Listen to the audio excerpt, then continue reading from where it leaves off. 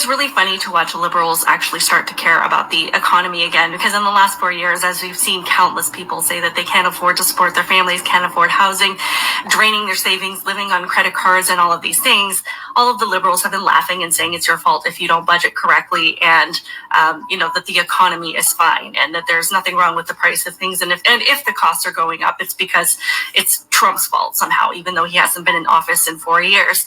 But now that there's the talk of tariffs, suddenly liberals care about the cost of things again. But we know that that's not true. You don't actually care about the cost of things. You only care when it's something that you can use against Trump and against the right, because as we've demonstrated, we've tried to talk to you about the cost of things in the last few years and you've just laughed and mocked us. But again, you guys are missing the point completely, because it really isn't about the tariffs.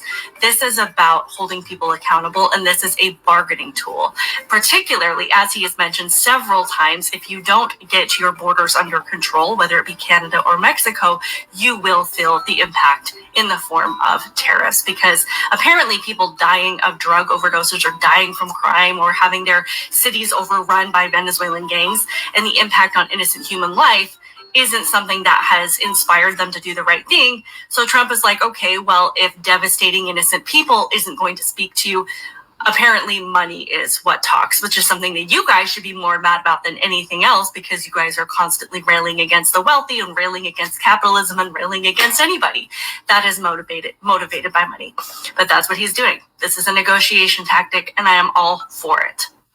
Quick question for all of you women who think that you're losing your rights because Donald Trump is the 47th president of the United States. Do you realize how dumb you sound? No, really, because you are proof that we should abolish the Department of Education.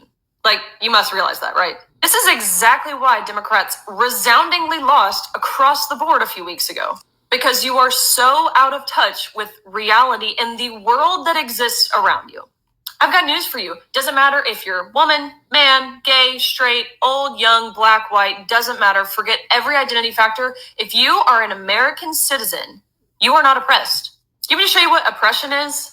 Ever considered the women in the Middle East, in Islamic countries like Afghanistan, the women who cannot show any skin for it may be tempting to a man, the women who aren't allowed to speak in public, the women who can't go to the gym or receive an education or receive health care, or these women who are literally having their tongues burnt for either speaking too loudly, for singing in public, for reciting poetry, for talking to another man that they're not related to.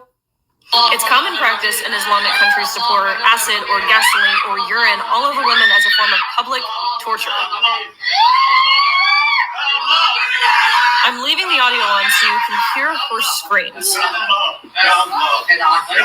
And you, as an American citizen, have the audacity to claim that you're oppressed. Especially the Hollywood elitists who sit and lecture in their ivory towers, totally disconnected from the everyday realities that people from across the world face. But yes, please go on and tell me what rights you're losing as an American U.S. citizen.